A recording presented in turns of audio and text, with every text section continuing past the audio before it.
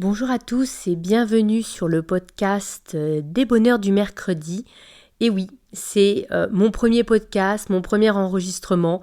J'ai eu cette idée complètement folle de me lancer dans le podcast sur le coloriage. Vous allez me dire, mais pourquoi, d'où ça t'est venu? T'as déjà une chaîne YouTube, un compte Insta? Eh bien, tout simplement parce que je me suis rendu compte que j'aimais beaucoup regarder des vidéos quand je promène mon chien, quand je prends le train ou le métro, quand je fais la cuisine ou la vaisselle. Mais regarder une vidéo, c'est pas toujours pratique. Oh, mais regardez ce colo, regardez cet effet.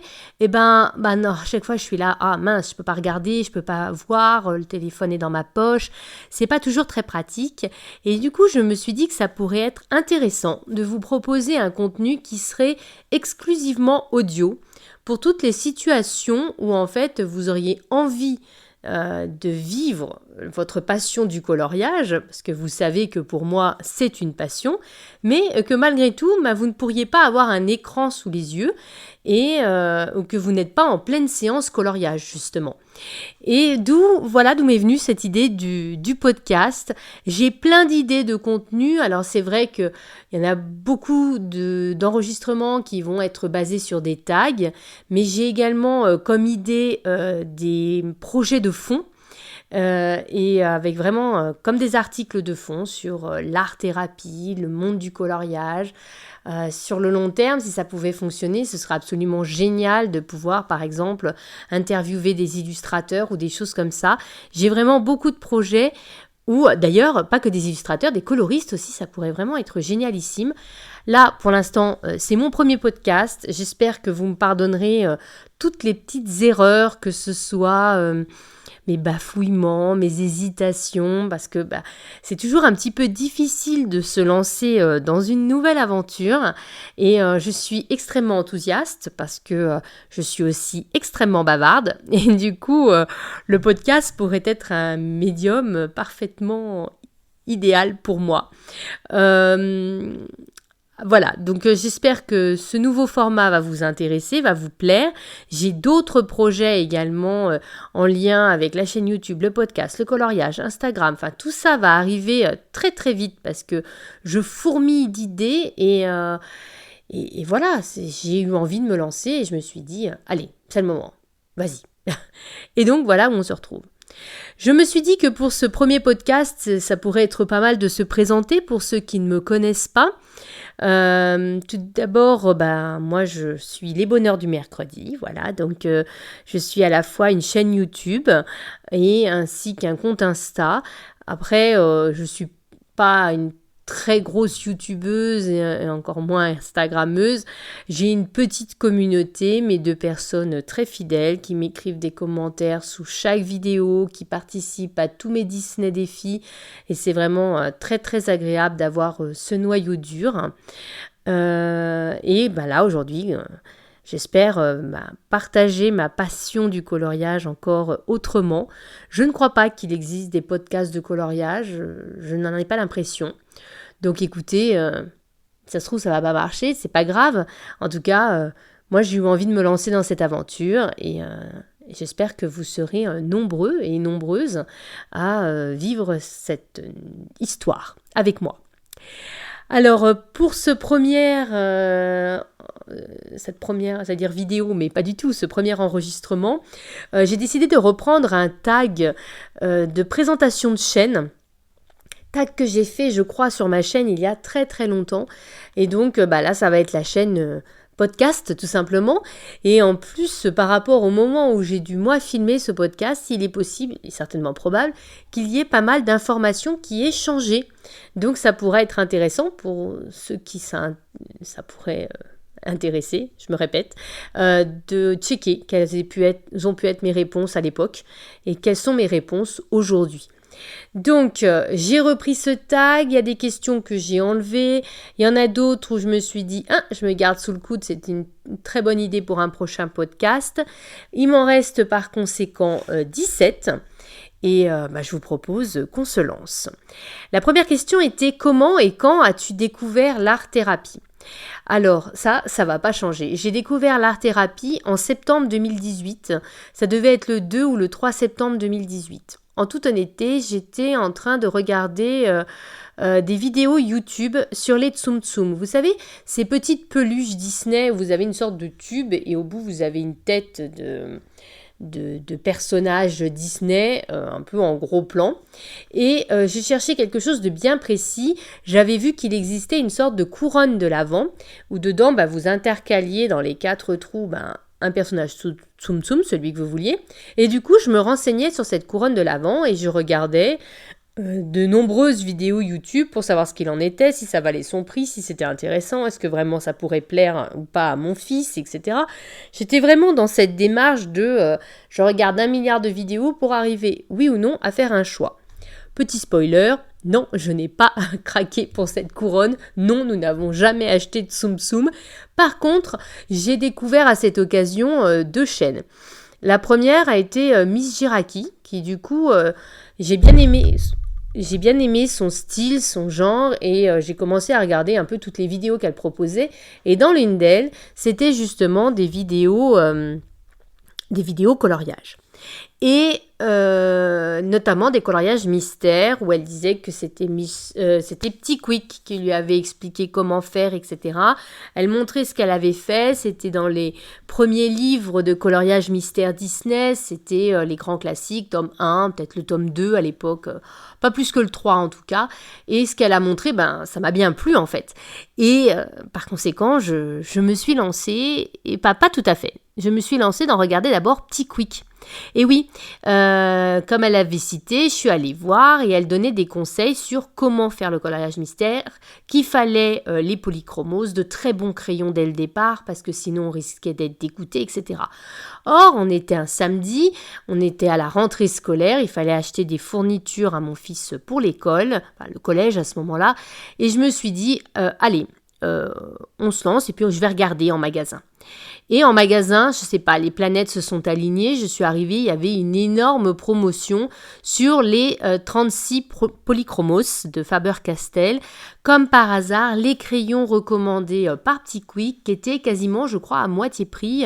C'était moins de 20 € la boîte, 17 ou 18 € la boîte. Je me suis dit, allez, c'est un signe. C'était quand même un coup, puis je me suis dit en toute honnêteté, j'ai pensé, au pire, si ça me plaît pas, mon fils se servira des crayons de couleur à l'école, en fait. Voilà, je suis pas allée plus loin, mais je me suis dit que j'allais pas trop investir pour le livre, et j'ai donc acheté un petit livre qui s'appelait « Les 50 nouveaux messages mystères ». Et ça me permet d'embrayer sur la question suivante. Quel a été mon premier livre de colo ? Donc c'était un mini-bloc à 3,95 €. Comme j'avais déjà investi une vingtaine d'euros dans 36 crayons, j'avais pas voulu mettre cher. C'était un mini-bloc avec des messages. Et je retombe là sur mon tout premier coloriage qui avait 6 couleurs. Parce qu'en fait, ça avait été assez difficile. Très vite, je me suis rendu compte que j'allais manquer de couleurs. Et j'ai beaucoup aimé colorier, faire le fait de colorier. Par contre, le livre était bourré d'erreurs. Donc, finalement, l'expérience en elle-même n'avait pas été extraordinaire. Malgré tout, je n'ai pas abandonné parce que j'avais passé un bon moment à faire ce coloriage. Et donc, je me suis un peu acharnée et très vite, j'ai investi dans des livres plus grand format et notamment les affiches, le coloriage mystère affiche, et là j'ai kiffé et c'était fini, c'était parti et j'avais basculé dans l'univers du coloriage. Donc vous avez à la fois la réponse sur mon premier livre de colo mais également mon premier matériel, c'était donc les 36 polychromos de Faber-Castell. Je suis déjà à la question 4, mine de rien. Combien possèdes-tu de livres ? Je ne peux pas répondre à cette question parce que j'en ai 10 fois trop. J'en ai surtout un petit peu partout. Surtout là, actuellement, il y en a à peu près à tous les étages. Faut être honnête de ma maison. Il y en a vraiment dans tous les coins. En plus, je continue à en acheter, mais je dois en avoir plus de 200, ça c'est certain. J'en ai vraiment beaucoup trop certainement, mais voilà, c'est vraiment pour moi une vraie passion, le coloriage et notamment les livres de coloriage. Question numéro 5, tu préfères les livres Disney ou hors Disney ? Trop dur comme question. Je dirais qu'en termes d'illustration, de beauté des illustrations, je préfère les livres hors Disney. Je trouve qu'il y a plus de variété, plus de richesse, qu'il y a vraiment plus d'univers aussi finalement entre le trait de crayon de Clara Markova ou celui d'Anna Carlson, enfin ça n'a rien à voir, ou Kirby Rosen et à Apple, c'est le jour et la nuit. Je pense qu'on a plus de variété, de style, d'originalité dans le hors Disney. Par contre, en pratique, je colorie beaucoup plus dans les Disney parce que finalement, c'est plus facile.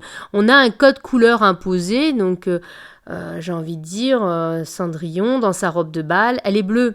Blanche-Neige, il y a du jaune et il y a du bleu. Vous voyez, il y a un code couleur qui est imposé et qui finalement facilite la démarche de colorier.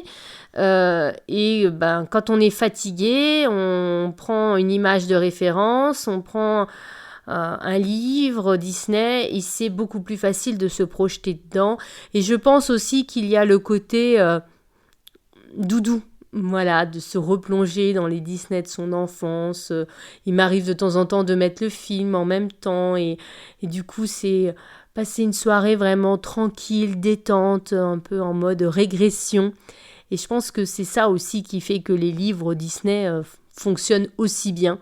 C'est ce côté câlin, voilà, de leurs livres et surtout de cet univers-là.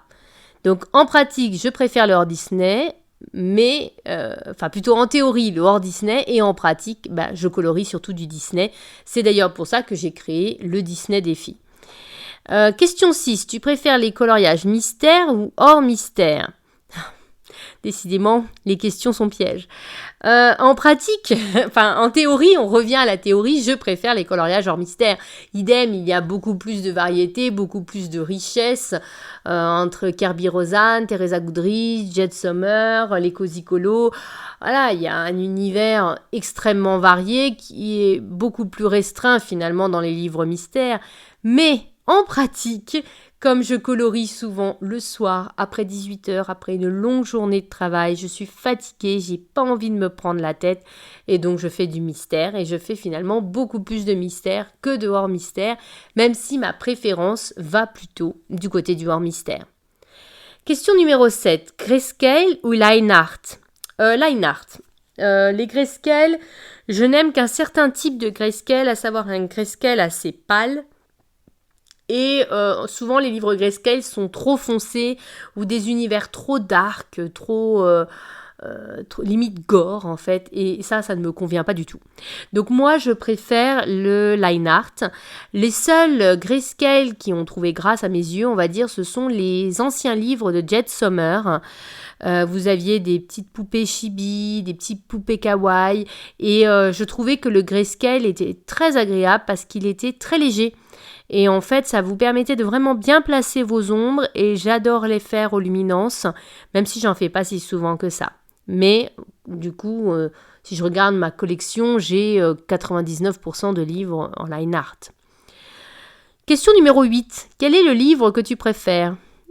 Ça c'est très très très difficile. Je regarde ma collection. Avant, je vous aurais dit le Daydreams sans hésiter. C'était vraiment mon coup de cœur, j'aimais la variété des illustrations.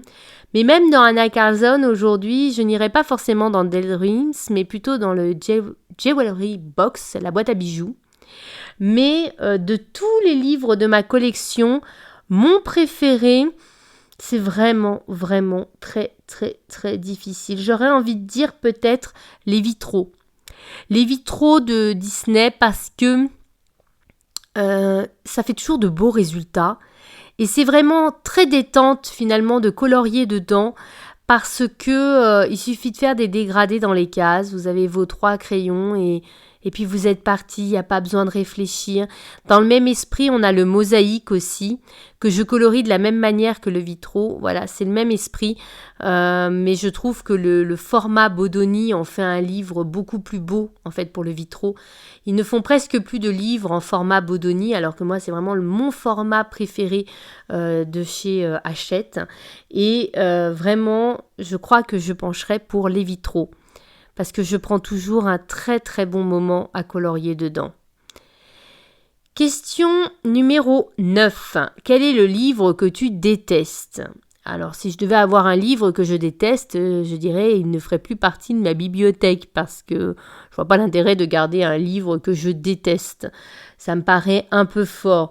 Après, il y a des livres peut-être que j'aime un peu moins aujourd'hui, mais que je garde malgré tout pour les souvenirs. Je dirais peut-être les anciens livres Disney, comme les nouveaux bestiaires, ce genre de choses, le bestiaire extraordinaire. Avec les livres où il y avait plein de motifs à l'intérieur. Je pencherais pour cela, mais je ne les déteste pas du tout. Pas du tout. Question numéro 10. Quel est le livre qui te fait le plus peur ? Alors, j'en ai deux.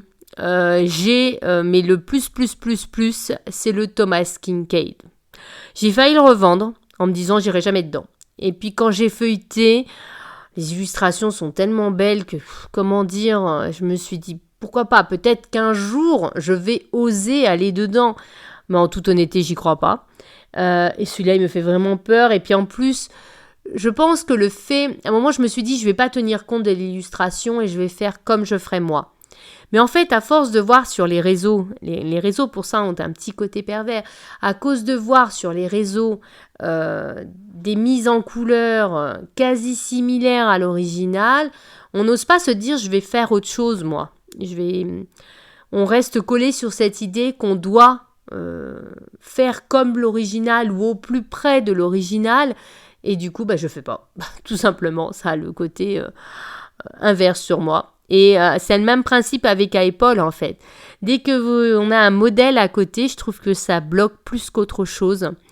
Et à Apple, c'est exactement ça. Je me tiendrais bien juste compte de la couleur en me disant tiens, ça l'a fait en marron, du coup maintenant je fais comme je veux. Mais en pratique, c'est pas ce qui se passe. Comme on voit que des mises en couleur quasi similaires à l'original, je me dis que c'est ce que je dois faire. Mon cerveau, du coup, s'est bloqué là-dessus. Et bien que j'ai tous ces livres, je vais jamais dedans. Et idem, je pense fortement à les revendre parce que ça me démoralise en fait de les voir là. Question numéro 11. Quel est ton illustrateur préféré ? J'ai pas changé d'avis pour ça. C'est Anna Carlson, parce que je prends toujours énormément de plaisir à aller dans ses livres, même si je n'y vais plus. Vous allez me dire, mais c'est hallucinant, pourquoi tu dis ça ? Je n'y vais plus parce qu'en fait, on voit tellement passer ces livres, mais vraiment tellement, on voit... quelle que soit la vidéo qu'on peut regarder de coloriage terminé, il y a forcément Anna Carlson dedans. Et en fait, ça m'a complètement bloqué à force de voir toutes ces mises en couleur. J'ai eu un peu le même effet avec le Petite Poupée qu'on a vu 150 000 fois, toutes les illustrations. C'est impossible de se projeter et de dire je vais faire une mise en couleur. Ce qui fait que je ne vais presque pas dans mes livres d'Anna Carlson. Bien que je les ai quasiment tous, il me manque que son dernier, et puis elle avait fait un grand livre de portraits, mais sinon je les ai quasiment tous, et je suis un petit peu frustrée de ne pas pouvoir finalement profiter de mon illustratrice préférée, mais j'ai même pas envie de prendre ses livres en fait, parce que je me dis, on a déjà vu, ça m'inspire plus en fait. À un moment je me suis dit que ça allait se tasser, mais en fait pas tant que ça. Du coup, c'est difficile d'y retourner. Question numéro 12. Tes deux derniers achats matériels et livres. J'ai craqué, mais j'arrête pas de craquer en ce moment. Je craque sur Vinted. C'est ce qui limite un peu la casse, mais enfin, je craque quand même. Je suis tombée sur un super bon plan il y a quelques jours où j'ai acheté 4 livres de Cozy Colo et 2 livres de coloriage mystère pour à peu près 25 €. Donc, c'est mon dernier craquage en termes de livres. Donc, dans les livres mystères, il y avait le Mystère Chevaux en Disney et le Mystère Ombre et Lumière, qui était un livre qui me faisait très envie. Et voilà, le Chevaux, pas forcément, mais comme il était vraiment pas cher, je n'allais pas faire ma difficile. Et dans les Cozy Colo, j'ai pris lequel ? J'ai pris le Séjour tout doux à la ferme. J'ai pris des récents de Didi Plume, s'il me semble, à savoir, attendez, je vais retrouver le Tout Petit Monde, le Goûter câlin, et il y avait le Snuggly Friends avec les meilleurs moments de la vie. Donc ça, c'est mon dernier achat livre, un gros craquage. Et en matériel, pareil, un achat Vinted pour moins de 15 €, frais de port inclus. J'avais eu des doublons de Effimesso qui sont mes feutres à eau préférés. Comme on les trouve plus sur Amazon, je me suis dit, allez, là, ils sont vraiment à tout petit prix. Je me suis dit, j'en prends, comme ça, j'aurai du backup de mes feutres préférés. Voilà, ce sont mes 2 derniers achats. Question numéro... en fait, je suis à 13, mais en fait... ouais, je suis pas sûre que ce soit le bon numéro. Enfin, vous avez suivi.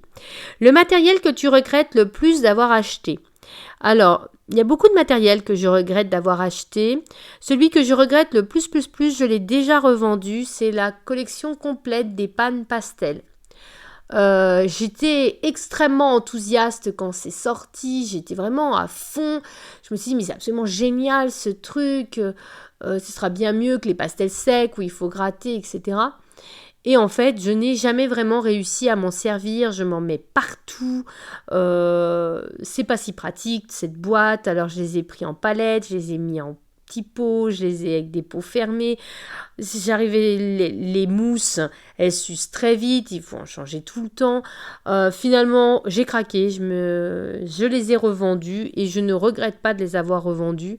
Les seuls que j'ai gardés sont les pastels irisés et les métalliques dorés, tout ça. Et même les dorés, tout ça, je ne suis pas sûre de les garder. Voilà. Donc, parce que je m'en suis jamais servi. Voilà. Le matériel que tu regrettes le moins d'avoir acheté, c'est, j'ai envie de dire, les Prismacolor. Pourtant, quand je les ai achetés, j'avais tellement l'habitude des polychromos, des Castle Art Supplies, finalement de crayons à l'huile assez secs. Quand j'ai basculé dans les Prisma, j'ai pas aimé. J'ai vraiment pas aimé. J'ai dit, mais qu'est-ce qu'on leur trouve à ces crayons ? À un moment, j'ai même cru que j'avais des dupes, en fait. Parce que vraiment, j'aimais pas colorier avec. Et puis, à force et j'ai envie de dire, grâce aussi à Ohana Colo, qui met sur son compte Insta des fiches de combos. Et en fait, le fait d'avoir les combos, le fait de mieux maîtriser le crayon, fait qu'à force, aujourd'hui, quand je prends des crayons, je réfléchis même pas en fait. Instinctivement, je prends mes Prisma. C'est la première gamme que je sors. C'est vraiment devenu de plus en plus rare que je sorte une autre gamme, ou alors c'est vraiment je fais l'effort parce que ce colo, je l'ai projeté avec une autre gamme, mais 99% du temps, c'est les Prisma. Donc ça a un coût. Je vous conseille de l'acheter sur Amazon US. Ça a un coût, mais franchement, vous ne regretterez pas. Ils sont tellement faciles à utiliser. Et les effets sont toujours waouh, en fait. Donc, moi, je vous conseille à fond cela. Question suivante. Crayon de couleur ou feutre ? C'est trop dur celle-là. Je vous explique pourquoi. J'ai commencé donc les coloriages mystères au crayon de couleur avec les polychromos. J'ai basculé au feutre parce que j'ai vu mes crayons diminuer comme neige au soleil, surtout qu'au début, je n'avais pas un aiguiseur, j'avais un taille-crayon classique. Donc je les ai vus fondre et j'ai commencé à essayer de trouver des alternatives. J'ai d'abord essayé des crayons de couleur, on va dire, plus bon marché. Mais l'expérience coloriage n'était pas agréable. Et après, j'ai basculé donc dans les Prisma, où l'expérience était encore plus agréable qu'avec les polychromos, surtout pour les mystères. Mais pareil, je voyais mes crayons diminuer fortement. Par conséquent, je me suis dit, il serait peut-être temps d'utiliser des feutres. J'ai choisi d'utiliser des feutres à eau pour les coloriages que je n'aimais pas dans les livres, ceux que je trouvais moches en fait. Et je me suis dit, ceux que j'aime bien, je les fais au Prisma. Au début, ils n'étaient pas très beaux, mes coloriages au feutre. J'ai essayé plusieurs techniques. J'avais essayé des petits ronds, mais j'avais pas aimé. Et puis finalement, j'avais essayé en faisant des traits. Mais un simple trait, c'était pas beau. Donc je faisais un trait horizontal, un trait vertical. Et après, je faisais des petits ronds pour masquer au maximum les traces. C'était beaucoup d'efforts pour pas grand-chose. Et je suis revenue aux petits ronds parce qu'on me disait tellement « mais fais les petits ronds, fais les petits ronds ». Et en fait, il faut vraiment faire de tout petits ronds, il ne faut pas faire des grands ronds. Et c'est vrai que là, le rendu est top. Et à un moment, mon fils, je lui ai montré un colo, il m'a dit « waouh, je le préfère largement à ceux que tu fais au crayon ». C'était fini, j'avais basculé dans les coloriage mystère au feutre.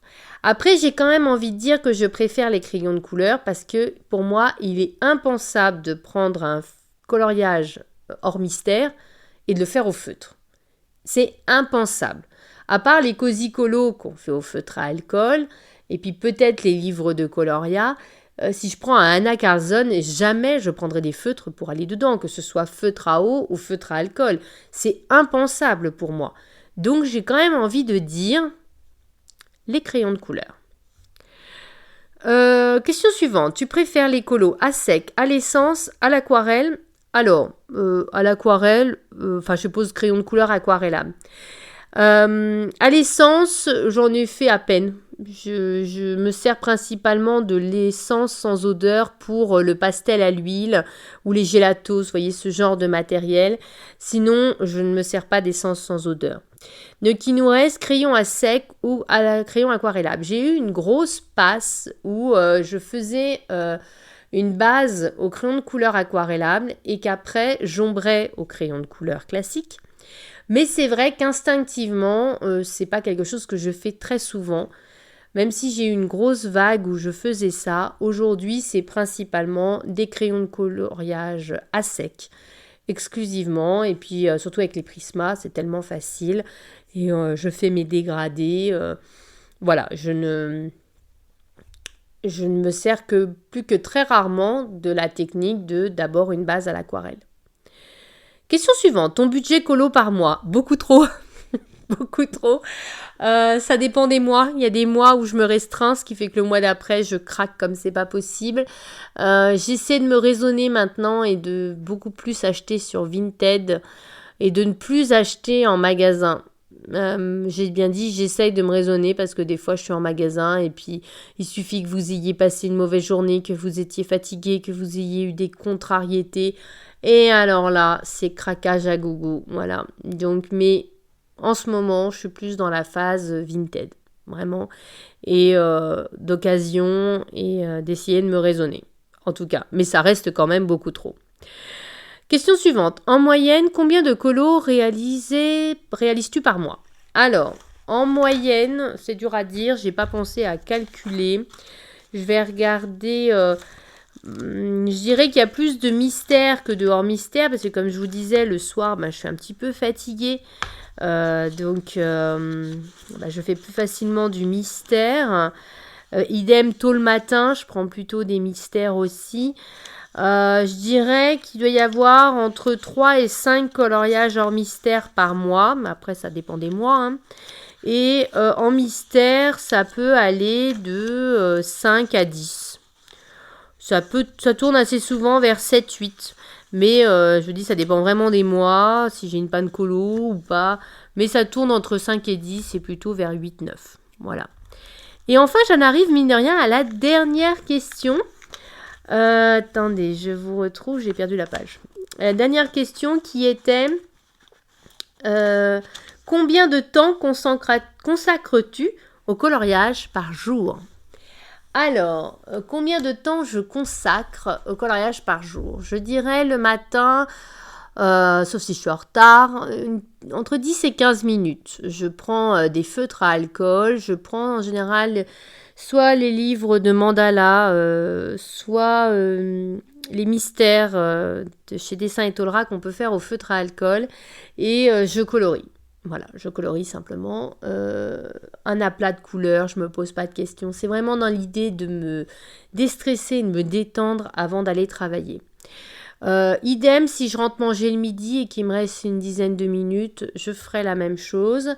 Après, c'est le soir. Si j'arrive à rentrer avant 18h, ce qui est rarissime, à ce moment-là, je prendrai un coloriage classique et je ferai donc un coloriage Disney souvent, le plus souvent. Voilà. Et donc, je colorierai au crayon. Donc, j'ai envie de dire entre une demi-heure et 3/4 d'heure de coloriage. À partir de 18h, 18h30, en général, j'arrête tout parce que je suis fatiguée. Je veux pas rater mon coloriage que je suis en train de faire. Et à ce moment-là, je bascule dans les mystères. Mais à ce moment-là, les mystères feutre à eau, les grands classiques, etc. Et là, je fais je fais jusqu'au dîner et puis je reprends après dîner quand on regarde le film ou un truc comme ça. Je colorie en même temps. Donc j'ai envie de dire que le soir, ça peut passer de une demi-heure à 1 heure et demie. Ça dépend des soirées, ça dépend de mon état de fatigue, de ma motivation.